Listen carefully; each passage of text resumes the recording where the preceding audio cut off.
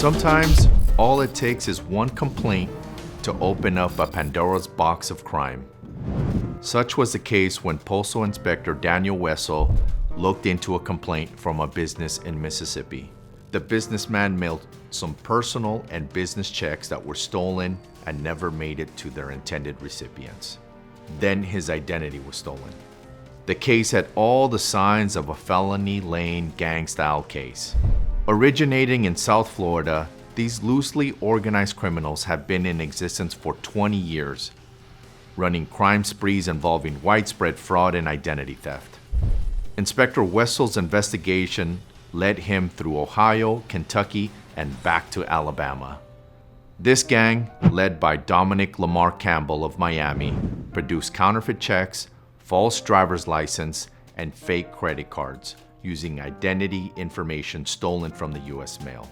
Campbell's team of fraudsters traveled across the country conducting numerous fraudulent transactions at financial institutions, victimizing dozens of people in more than 20 states.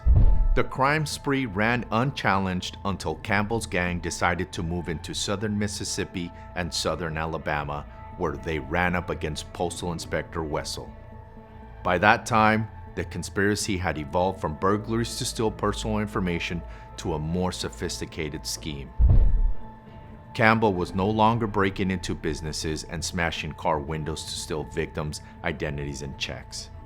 Instead, he visited various internet sources where he would buy images of stolen checks. When several fraudulent transactions occurred in his territory, Inspector Wessel started investigating.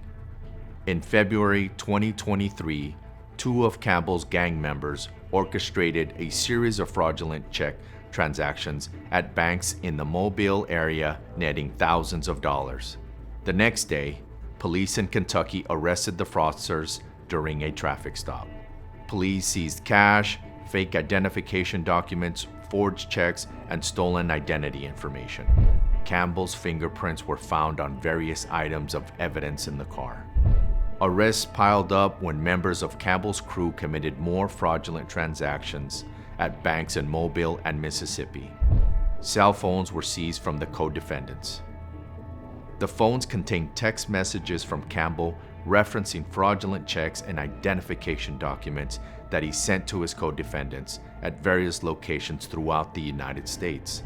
Inspector Wessel developed the cases against Campbell and 6 of his co-conspirators. All were sent to federal prison.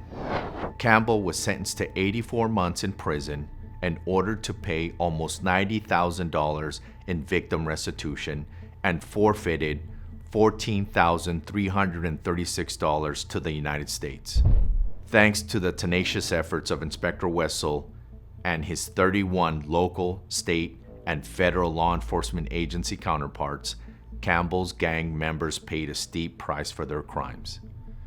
They received sentences ranging from 30 months to 101 months in prison and ordered to pay restitution and special assessments.